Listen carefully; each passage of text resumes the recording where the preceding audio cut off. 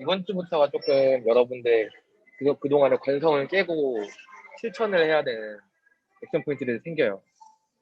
이번 과가 되게 중요합니다. 이번 과가 여러분들이 지금까지 해왔던 피치와 좀 다를 수 있는 부분이 많아가지고 잘 들어주시기 바랍니다. 기도하겠습니다. 살아계신 하나님 감사합니다. 오늘 진짜의 자리에서 주시의 시간을 가집니다. 주님과의 말씀으로 친밀해질 수 있는 시간 되게 하여 주옵소서. 주님의 말씀으로 힘을 얻는 시간 되게 하여 주옵소서. 그래서 우리가 이 힘든 시기를, 이 힘든 인생을 주님을 향해 당당히 걸어갈 때 주님으로 말미암아 힘을 얻었다고 말할 수 있도록 도와주시고 감사합니다. 예수님의 이름으로 기도했습니다. 네, 스타벅스에 있어가지고 시끄러울 텐데 안 들리신다 하면 채팅을 써주세요.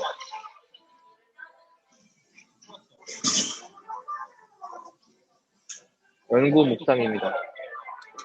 연구 묵상에서 세 가지 키워드를 볼 건데 연구를 통한 입체적 이해, 그리고 인물 관계로 들어가서 공감적으로 이해하기, 진학적으로 붙은 타당한 신앙의 원리를 듣기, 이 세 가지를 중점으로 볼 겁니다.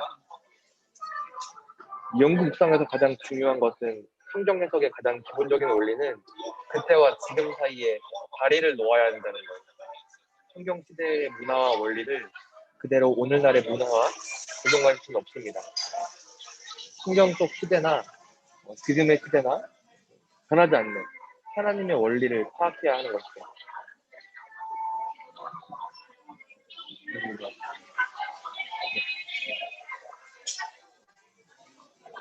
첫 번째는 이제 연구를 통해 입체적으로 이해하는 것을 배워보겠습니다. 바닷물은 왜 쌀까? 새들은 어떻게 날 수 있을까? 이런 기초적인 질문을 하는 게 이 연구의 질문입니다. 우리가 관찰 시간에 가장 중요한 것이, 관찰 시간에 가장 마지막에 하는 것이 질문하기라고 배웠고, 그 질문에 대한 답을 찾아가는 과정이에요. 관찰에서 해결되지 못한 질문들에 대한 외부적인 정보를 찾는 것입니다. 세 가지로 나눌 수 있는데, 첫 번째는 단어입니다. 디모데후서 4장 6절에 보면 바울이 전제와 같이 내가 부어진 바 됐다라고 말을 하거든요. 그럼 우리는 존재라는 단어에 주목할 수 있겠죠. 존재가 무엇일까? 왜 바울은 굳이 존재라는 단어로 자기 인생의 마지막을 비유했을까? 성경 사전을 찾아볼 수 있고 존재가 무엇인지 레위기를 볼 수도 있겠죠. 이에 대해서 인생의 마지막 시기를 하나님께 한 방울도 남김없이 다 드린다고 묘사하는 것이라고 알 수 있습니다. 존재는 포도주 같은 것은 세상에 다 부어 드리는 거거든요. 한 방울도 남김없이 내 인생을 다 드렸다라고 묘사하는 거죠. 이를 통해서 일반적인 원리를 찾아본다면 하나님을 섬기는 것과 자기 삶을 분리하지 않고 말하고 있다라고 볼 수 있어요. 두 번째로 중요한 것은 비명과 질입니다. 존 스토트의 성경 연구 입문에 따르면 이 세상에서 자기 백성들을 불러내려는 하나님의 목적이 굳이 특정한 지역에서 특정한 시기에 전개되기 시작했다. 그러므로 그 역사와 지리적 환경에 대한 것을 알지 않고서는 하나님의 뜻을 올바로 해석하기 어렵다라고 말합니다. 오늘 말씀에도 나왔는데 목사님이 반석에 대한 얘기를 하셨죠. 이 반석에 대해서 우리는 그냥 뭔가 안전한 곳 이렇게 생각할 수 있겠지만 예루살렘 사람들에게 반석은 굉장한 의미를 가지고 있습니다. 일단 그 사막 지형이잖아요. 그 모래바람이 한 번 불면 없던 모래산이 생기고 있던 모래산이 없어집니다. 남아있는 건 산뿐이에요. 바위산. 그게 바로 반석이죠. 그리고 예루살렘이 이렇게 분지처럼 있고 바위산 세 개가 이렇게 서북 동을 이렇게 막고 있어요. 그래서 마치 암탉이 알을 품는다라고 말하는 것처럼 반석으로 이렇게 둘러싸여 있는 곳이 예루살렘이었습니다. 그래서 최근은 아니고 이스라엘 침공이 있었던 데가 있었는데 크루즈 미사일 몇 대가 예루살렘을 이렇게 유격을 했는데 한 대도 예루살렘에 맞지 않았어요. 다 주변에 바위산에 맞았어요. 그만큼 예루살렘이 굉장한 반석이라는 그 단어가 굉장히 안전하고 보호받고 믿을 만한 것을 쓰였다는 걸 알 수 있죠. 그리고 다윗이 시편 23편에서 내가 사망의 골짜기를 지닐지라도 해를 잊지 않을 것은 이렇게 말하잖아요. 우리는 왜 골짜기가 사망이라는 뜻을 가지고 있고 왜 사망과 골짜기를 연결했는지 굉장히 알기가 어렵습니다. 그런데 이것도 그 아까 바위산이랑 관련이 있어요. 예루살렘은 비가 안 오기 때문에 골짜기가 항상 말라 있습니다. 근데 비가 오면 골짜기가 넘쳐요. 넘쳐 흘러가게 됩니다. 그래서 많은 양들이나 짐승들이 물을 먹으려고 골짜기로 내려오는데 계속 이제 말라있던 돌멩이 산이었기 때문에 많이 미끄러집니다. 미끄러져서 발목을 다치게 되면 이제 도움 없이 다른 사람의 도움 없이는 일어설 수 없게 되는 결국 그 소수동물의 같은 경우에는 먹히게 되고 죽게 되는 그런 골짜기였던 거예요. 그래서 사망의 골짜기라는 표현이 있는 것 같습니다. 그리고 다윗은 그거에 대해서 싸워가지고 내가 사망의 골짜기로 다닐지라도 물을 먹으러 내려갈지라도 내가 해를 발목이 부러지는 것을 두려워하지 않을 것은 하나님의 여호와의 지팡이와 막대기가 나를 안위하실 것이다. 지키실 것이기 때문에 나는 평안합니다. 이렇게 말하는 거예요. 그런 뜻을 우리 역동적으로 받아들일 수 있습니다. 이 지명과 진리를 연구할 때 말이죠. 하나님과 연관지어서 하나님의 말씀과 연관지어서 해석할 수 있다는 거예요. 이런 것들 어디서 찾냐? 어렵지 않습니다. 네이버 지식백과 이런 데를 찾아볼 수 있어요. 세 번째는 요즘 우리도 많이 하고 있는 개론, 개관, 배경 알기입니다. 성경 해석에서 본문이 언제 어떤 배경에서 기록되어 있는지를 아는 것은 필수적입니다. 성경 개관과 주석은 이 해석이 너무 주관적으로 치우쳐지지 않게 하는 내비게이션 역할을 해요. 그런데 이 주석을 통해서 물론 더 깊은 이해를 경험할 수 있긴 하지만 때로는 오히려 자기 묵상을 하지 못하고 주석에만 의존하게 됩니다. 저 같은 경우는 반사 훈련을 받으면서 에스겔서를 묵상했었는데 하다 보면 어렵거든요. 굉장히 어려워요. 주석을 보다 보니까 나중에는 제가 성경을 안 보고 주석만 보는 거예요. 개인적인 묵상을 하지 않는 거죠. 이거는 굉장히 잘못된 성경 공부입니다. 그리고 주석에서는 사람이 썼기 때문에 사실과 의견을 구분해야 합니다. 하나의 의견을 맹신하면 안 되고 그렇기 때문에 주석도 여러 주석을 봐야 돼요. 그래서 제가 추천하는 것은 언제 우리가 주석을 보고 앉아있으니까 신학을 할 것도 아니고 성경 공부를 할 때 이 주석을 보는 걸로 하시고 캐치할 때는 주석을 보지 않는 걸로 하는 게 좋을 것 같아요. 그래서 어려운 성경이더라도 개인적으로 묵상해 갈 수 있는 그 근력을 키워갈 수 있는 여러분들끼리 소원합니다. 때문에 개관과 배경을 연구하는 것의 방점, 우리가 치우치지 말아야 할 방점은 성경을 파편화해서 봐야 하는 큐티의 단점을 보완한다. 이것이 방점입니다.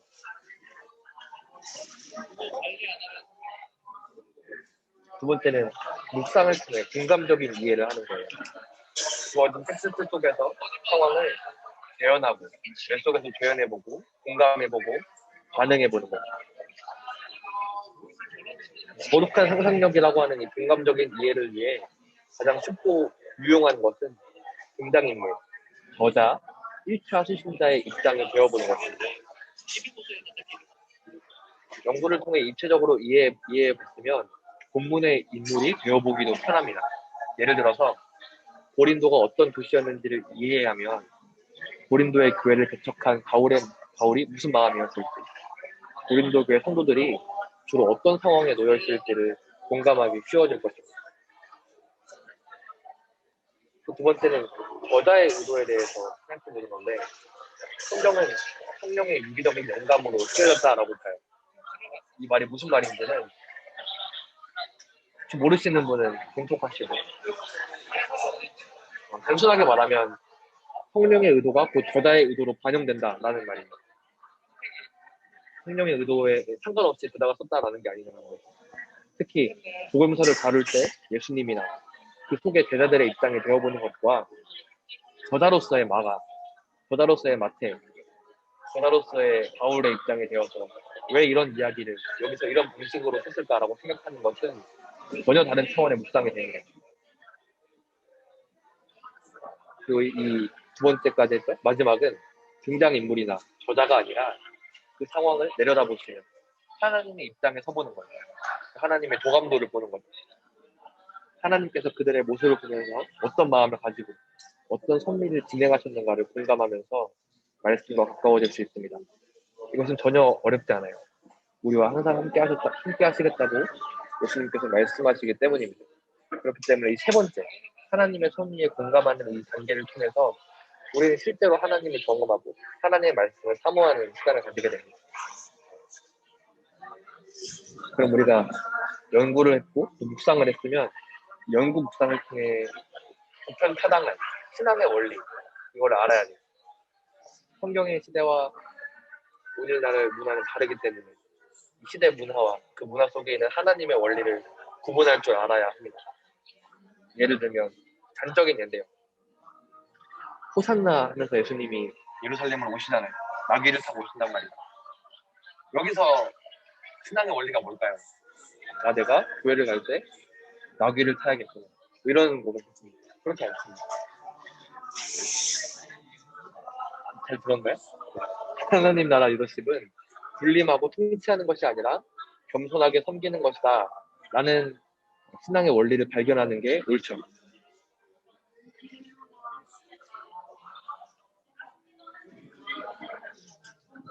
잘 들으셨나요? 이해가 된다 1번, 이해가 된다, 이해가 안 된다 하시는 분은 채팅창에 2번이 써주시면 여러분의 표정을 봤을 때 잘 이해가 안 되시는 것 같은데,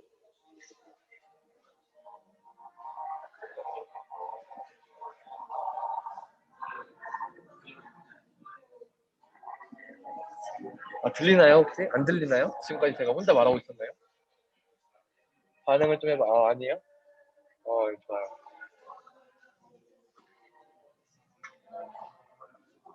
들려요. 다행이네요. 그러니까 쉽게 예를 들면 하나님이 오늘 주신 큐티 말씀을 그대로 내 삶에 땡겨오려면 굉장히 힘들고 어려워지니까 이 속에 담긴, 이 성경에 쓰여진 시대 속에 담긴 일반적인 신앙의 원리를 찾자는 말이죠.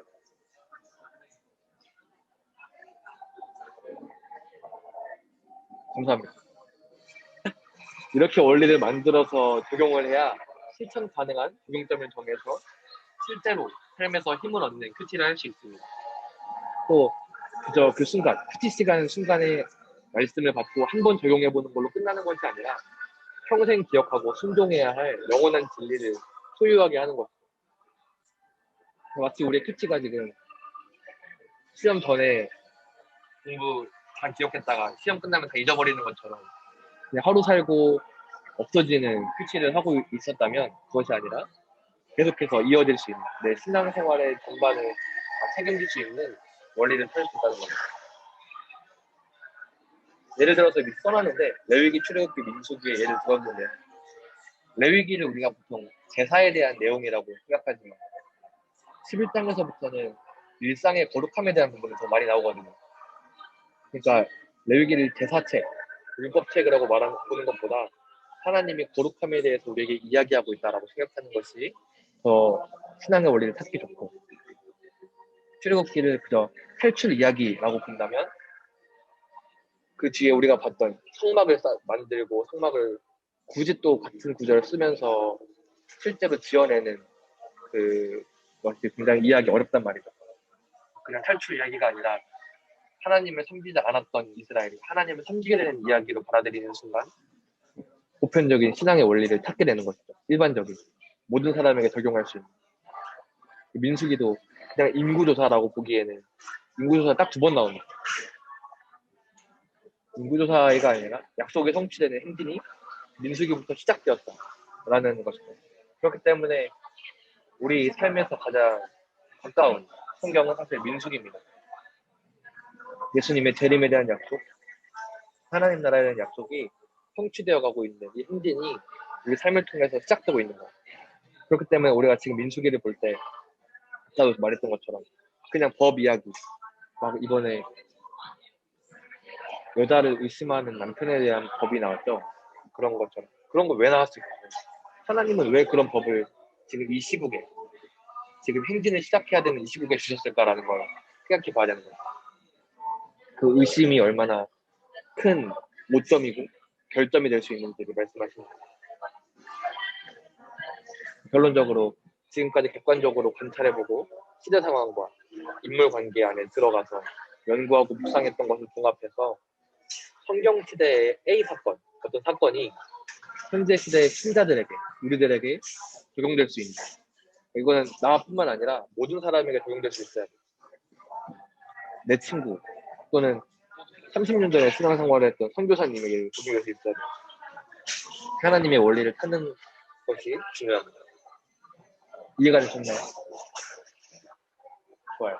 이게 D형 큐티의 아주 큰 포인트입니다. 저도 한번 이걸 준비하면서 그 당시에 누가복음 2장을 읽고 있었어가지고 큐티를 해봤습니다. 첫 번째는 입체적으로 이해를 해야 하죠. 그 당시 중동 지방은 밤이 되면 굉장히 추워지기 때문에 밤에 손님이 문을 두드릴 때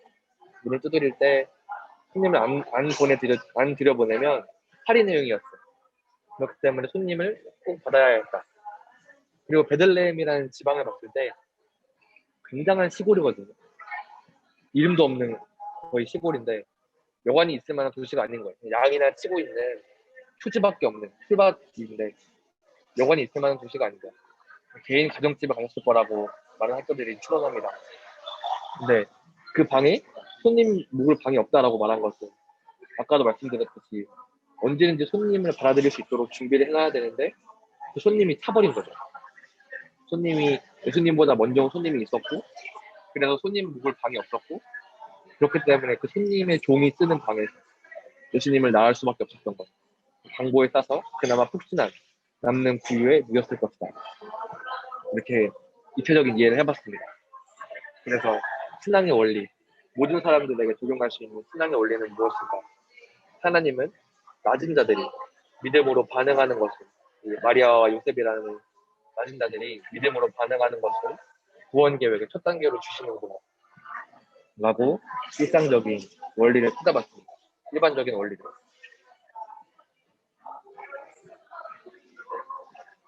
어렵죠? 뭐 실습을 해볼 겁니다. 어제 큐티한 부분을 함께 연구 묵상해보고 서로가 생각하는 보편 타당한 원리를 나눠보겠습니다. 나시린의 서원에 대해서 이야기하고 있는데, 현대적으로 보면 이제 하나님께 뭐 어떤 일정 기간 자신의 어떤 여러 가지 희생을 감수하고 하나님께 집중하고 또 하나님께 헌신하는 그런 성도들을 일컫는 것 같아요. 근데 이제 모든 성도들을 일컫는 것 같진 않고 그걸 또 자발적으로 이제 자기 자신을 하나님께 바치고자 하는 그런 성도분들을 말하는 것 같은데 이제 그럴 때는 자기가 선택한 길이니까 여러 가지 또 희생을 감수하고 또 그렇게 하나님께 서원한 것들을 잘 지켜야 되는데 이제 또 육체적인 욕구의 희생을 해야 된다. 첫 번째로. 왜냐면 포도가 맛있는데 먹으면 안 되니까. 그리고 물질적인 희생도 있어야겠죠. 그리고 형제 자매가 죽어도 거기에 가까이 가면 안 된다는 거에서 약간 어떻게 보면 감정적인 희생도 필요한 것 같아요. 왜냐면 음, 부모님이 돌아가셨는데 여기 서원에 의하면 가면 안 되니까 물론 지금 상황에서 그게 맞는 건지 모르겠는데 지금은 또 다르게 적용되겠지만은 저희도 예를 들어 서원하면은 약간 감정적인 희생도 감수해야 된다. 그리고 또 어떻게 보면 어 여기 뭐 제가 알기로는 뭐 하다가 중간에 멈춰지면 다시 돌아가서 며칠 또 처음으로 돌아가야 되는 걸로 알고 있어요. 그 기한이. 그래서 뭐 번거로운 그런 희생도 해야 된다. 근데 이거 제가 어떻게 알았냐면 그 네이버에 검색해서 알았어요. 그래서 아까 그 사전 검색하는 게 좋다고 하셨는데 그게 좋은 방법인 것 같아요. 알 수 있으니까. 저는 여기까지 하겠습니다. 네, 지원 팀장님 아주 잘하셨습니다. 한마디로 그 보편 타당한 원리를 한번 딱 써머리 해주실까요? 아, 하나님께 헌신하고자 하는 사람은 희생을 감수해야 한다. 좋습니다. 일반적이고 모든 시대에 적용할 수 있는 신자들에게 필요한 헌신하고자 하는 자에게 희생이 필요하다. 좋습니다. 듣고 싶은 분 지목해 주신다.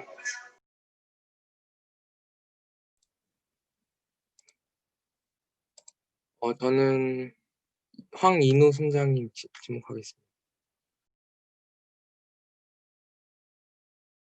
네, 저는 어떤 거를 찾아봤냐면, 저는 일단은 나시린이 무슨 뜻인가? 그래서 단어에 이게 딱 봐도 한국말은 아닌데, 그래서 약간 나시린의 단어에 대해서 좀 찾아봤는데, 이제 히브리어로 약간 뭔가 분리된, 그래서 약간 거룩함과 똑같은 뜻을 가지고 있고, 그래서 뭔가 조금 일반적인 우리들의 삶과 얘가 조금 분리된 그런 단어라고 하더라고요. 그래서 이제 뭐 참고에서도 자신을 하나님을 위해 구별된 존재로 이해하고, 그래서 구별된 사람들이다 해서 이제 나시린이라는 단어가 나왔다고 하더라고요. 그리고 이제 또 어, 머리카락이 이게 왜 갑자기 머리카락 무슨 상관인가? 그래서 좀 찾아봤는데 이 사람들한테는 뭔가 조금 뭔가 은혜나 영광 약간 이런 의미가 있었다고 해요. 머리카락이. 그래서 이제 뭐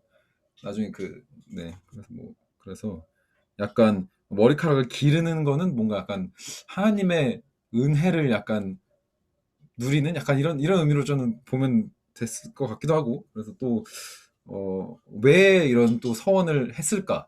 약간 이런 거를 조금 생각을 해봐서 이 사람들이 그래도 어떻게 그 삶 속에서 조금 더 불편하지만 하나님께 더 약간 가까이 하고 하나님과 교제하고 약간 이런 삶을 하려고 하는 것 같다. 그래서 네, 저는 보면서 사실은 좀 금식순례도 떠올랐어요. 금식순례 사실은 저는 비슷한 것 같거든요. 약간 너무 시시스럽긴 한데 어쨌든 그 어쨌든 우리가 금식을 하는 이유도 사실은 그런, 사실 먹는 거는 즐거움이고, 근데 거기에 이제 좀 내려놓고 뭔가 하나님께 더 나아가고 기도하면서 교제하고자 하는 그런 우리들의 금식이나 이런 금식하는 거나 다른 것도 약간 이거랑 약간 비슷한 그 계열에 있는 것 같다. 그래서 지금 갑자기 이 민수기에 아까 말씀하신 것처럼 그 하나님 나라로 가는 그런 준비고 그런 과정인데, 여기에 이 내용이 왜 나왔을까를 보면서 조금 하나님께서 그래서 이 하나님께 백성에서 원하는 것은 무엇인가 조금 저는 생각을 해봤는데, 그랬을 때 다른 것보다 뭔가 하나님과의 교제하는 거 약간 이런 거를 조금 우리들이 좀 집중했으면 좋겠어서 이런 내용이 민수기에 나오지 않았는가. 그래서 약간 좀 뭐 원리를 정해 보자면 하나님의 나라를 준비하면서 기다리는 우리 조금 헌신하는 이 사람들한테는 약간 이런 조금 다른 것들 포기하더라도 하나님과의 교제를 조금 집중하는 것이 중요하겠구나를 조금 저는 볼 수 있었던 것 같습니다. 네, 네, 서머리 한번 해주시죠. 네, 서머리, 네, 그렇게요. 네, 뭔가 중요한 거는 이제 우리들 많은 즐거움이 있지만 그래도 이 하나님께 헌신하고자 하는 사람들은 하나님과의 교제를 조금 집중해야 될 것 같다는 생각을 했습니다. 네. 좋습니다. 헌신은 교제와 연결된다라는 좋은 원리. 이렇게 비슷하지만 다른 원리를 알 수 있었어요. 너무 좋습니다. 또 듣고 싶은 분 주목해 주시죠. 네, 사랑 수장님 해 주실까요? 네. 저는, 어, 그, 일단, 6장을 계속 읽다가 어디까지인지 몰라가지고, 약간 읽다가 이 시간이 약간 많이 갔는데요. 근데 일단, 어, 저도 그, 여쭤봐서 8절까지구나라고 듣고서는 제일 먼저 든 의문점이 그 머리였어요. 똑같이. 왜 하필, 어, 머리를 자르라고 하셨을까 이런 생각이 들어서 그거를 저도 조금 찾아봤는데 머리가 그 당시에 약간 그 사람을 좀 지배하는 절대적인 권리 이런 것들을 그 당시에 약간 상징을 했다고 해요. 그래서 특히 남성의 경우에 머리가 약간 권력과도 이어져가지고 남자다운 힘 같은 걸 상징하는 걸로 생각을 했다고 해요. 그래서 저도 약간 삼손 그 이야기 갑자기 생각이 나면서 그때도 약간 머리를 자르면 힘이 약해졌잖아요. 그런 모습들이 상상이 가면서 조금 이렇게 이해가 되더라고요. 그래서 그런 부분에 대해서 조금 더 이제 이해가 필요하긴 하지만 어찌됐건 지금으로선 우리 시대랑도 연결시켜 봤으면 약간 돈과 같은 거지 않았을까라는 생각이 들었어요. 그래서 근데 일단 누구나 다 그런 존재가 있잖아요. 뭔가 나의 이것이 있어야지 뭔가 내 힘이 지켜질 것 같고 내 자존심이 지켜질 것 같은 것. 그래서 지금과 비교해보면 좀 나에게 그런 게 뭔가를 생각해보고 그런 걸 좀 내려놓는 게 필요하다는 말씀이겠구나라는 생각이 들었고, 저에게 있어서 되게 많은 것들이 생각이 났는데, 일단 네. 지금 그런 적용보다도 그래서 제가 그냥 보편적인 신앙 원리로 연결시켜 보면은, 내가 생각하기에 내 인생에서 제일 중요한 거라고 느껴지고 어쩔 때는 뭔가 하나님보다도 더 크게 느껴지는 것들을 좀 내려놓는 게 그 하나님의 거룩한 백성으로서의 첫 걸음이지 않을까라는 그런 원리가 될 것 같아요. 네, 끝입니다. 좋습니다. 잘하셨습니다. 마지막으로 시원 소장님 말씀해 주시죠.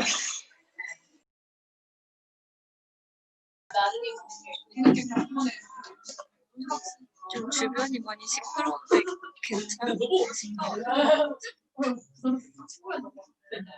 사실 좀 제대로 묵상을 못하긴 했는데 요즘에 사실 캔티도 많이 안 했어가지고 인수기도 잘 모르고 해서 일단 좀 읽어보면서 저는 약간 의문이 들었던 부분은 약간 3절에서 포도주와 독주를 멀리하여 포도주에 초납주에 토를 마실 때 말며 까지는 이해가 가는데 포도즙도 마시지 말고 생포도나 건포도도 먹지 말라고 나와 있어가지고 얘네는 뭔 상관이지? 약간 이런 생각을 해서 찾아는 봤는데 사실 못 찾았어요. 저는 이게 왜 먹으면 안 되는지는 잘 모르겠지만 그래서 왜 먹으면 안 될까? 그냥 제가 생각해봤을 때는 그냥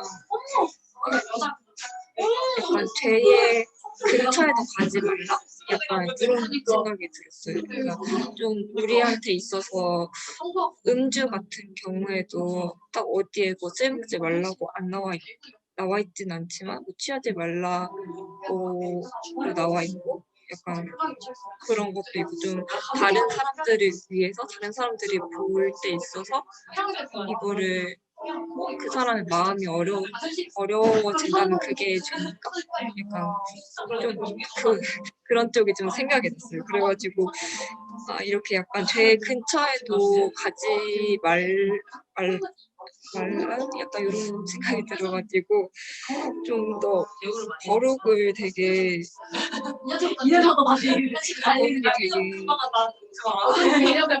중요하게 보였던 것 같아요. 사실 제대로 못해가지고 이제 여기까지만 생각을 해봤습니다. 잘하셨습니다. 잘하셨어요. 저도 한걸 잠깐 나눠보자면 마시린이란 거에 집중한 건 굉장히 잘한 겁니다. 그런데 선생님들이 이제 막 아니면 지금까지 해오던 습관이 그런 거다 보니까 그런 정도인지 몰라도 머리를 자른다든지 약간 뭘 먹지 말라든지 이런 약간 작은 부분들에 너무 신경을 쓰느라 아까 이누 순장님 말씀하셨던 하나님의 의도, 저자의 의도랑은 살짝 이렇게 문맥과는 살짝 거리가 있지 않았나. 물론 여러분이 묵상하신 게 정말 맞아요. 성령님께서 여러분의 마음에 감동 주시는 대로 잘 큐티하신 게 맞는데 우리 큐티의 뭐라고 그러죠? 큐티의 한계라고 하죠. 너무 짧은 본문을 보다 보니까 그 깊은 문맥에 담긴 것을 잘 이해하지 못하는 그런 오류에 조금 그치지 않았나 생각이 들고 그렇다고 못한 건 아닙니다. 절대 못한 건 아닙니다. 제가 저는 이제 해봤으니까 가르쳐드리는 그런 조금 더 거래하겠습니다. 이제부터 좀 하시면 되죠. 했을 때 나시린의 중요한 것은 아무래도 구별됨이고 또 여기 보면 저도 네이버 지식덕분에서 봤는데요.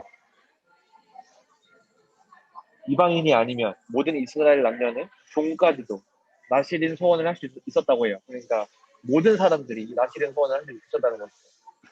그럼 하나님은 왜 민수기 6장에서 굳이 민수기 6장에서 이제 막 출애굽해서 가나안으로 들어가는 발걸음에 왜 나시린 서약을 하셨나 생각해 봤을 때 저희는 보통 서원이라고 하면 하나님 내가 이거 할 테니까 이거 이뤄주세요 라고 생각을 하잖아요. 근데 그게 아니었던 거예요. 이거는 이제 막 하나님과의 교제를 시작하고 하나님의 백성 된 사람들이 나는 하나님을 더 사랑하고 싶어. 나는 하나님을 더 알고 싶어. 왜냐면 이 사람들이 지금까지 몰랐으니까. 하나님을 몰라서 황금송아지를 우상 숭배했었잖아. 그러다가 이제 성막이 세워지고 하나님을 정말 알고 싶어하는 사람들에게 하나님이 길을 보여주신 거예요. 어떻게 하면 하나님을 더 알 수 있는지, 어떻게 하면 거룩해질 수 있는지, 어떻게 하면 나를 더 사랑할 수 있는지를 보여주신 거란 거예요. 그렇기 때문에 이 문맥을 봤을 때 제가 사실 고민했던 게 22절, 27절도 이 문맥 중에 하나입니다. 하나님은 너에게 은혜를 베풀고 싶어해. 하나님은 너에게 사랑을 하시고 싶어해. 하나님은 너의 얼굴을, 하나님은 당신의 얼굴을 너에게로 향하여 드사 평강 주시기를 원해. 라는 메시지를 나시린의 서원부터 얘기하고 주신 거예요. 이렇게 보셔야 여러분 문맥 속에서 발견할 수 있다는 거죠. 그렇기 때문에 머리를 자른다, 풀어주를 마신다. 물론 그것도 중요한 거긴 하지만 하나님의 의도, 네. 이제 가나안으로 가야 하는, 출발해야 하는 너희가 하나님을 나를 더 알았으면 좋겠다라고 하는 그런 마음 여러분이 읽으셨으면 좋겠어요. 그래서 제가 찾은 신앙에 올리는 하나님은 자기를 찾는 자들에게 길을 열어주시는 분이구나 라는 것을 알았습니다. 노트에서 여러분 정말 잘 해보셨고 이제부터 앞으로의 한 주 동안 계속 이렇게 해왔던 거기 때문에 관성이 있어요. 이걸 꺾어 나가면서 무엇이 하나님의 뜻이고 문맥일까 라는 걸 생각하시면서 시청했으면 좋겠습니다. 다음이에요. 하지만 이 연구 묵상에도 한계가 있는데요. 물론 이 연구 묵상으로 훨씬 풍성한 지식의 축적이 가능해집니다. 그리고 나와 하나님 사이의 개인적인 관계도 깊어집니다. 하지만 지식의 저주라고 하죠. 아는 것이 행동으로 연결된다는 보장은 없습니다. 그렇기 때문에 올바른 열매를 위해서는 결단과 적용을 포함해야 합니다. 이것이 안 됐을 때 저도 어릴 때 빠졌던 딜레마인데 내가 아는 신앙의 수준은 여기인데 내 지금 수준은 여기고 좁혀지지 않아. 내가 차라리 몰랐으면 두렵게 고난을 받지 않았을 텐데라는 생각을 많이 했었어요. 그러지 않기 위해서는 내가 찾은 신앙의 원리에서 내 삶으로 끌어들여와서 실천해 볼 수 있는 실천점, 액션 포인트를 찾는 것이 중요하다는 거죠. 그거에 대해서 다음 시간에 알아보도록 하겠습니다. 마지막 시간이에요. 그래서 액션 포인트입니다. 이번 주에는 연구를 통해 관찰했던 질문들을 답해보는 시간 가지고 등장인물, 저자, 하나님께 공감해 봅시다. 그리고 마지막으로 제일 중요한 보편적인 신앙의 원리를 찾아봅시다. 세 가지 액션 포인트를 세워봅시다. 여러분을 위해 기도하고 또 혹시 그런 사실 지식 뺏거나 이런 검색을 하는 게 굉장히 위험할 수가 있어요. 다 아시겠지만 유튜브나 이런 거. 그래서 선생님께 물어보세요. 저한테 물어보셔도 좋고 여러분 주변에 굉장하신 선생님들이 많이 계시니까 믿는 마음으로 물어보시면 좋겠고 혹시 이번 주에 질문 있으신가요?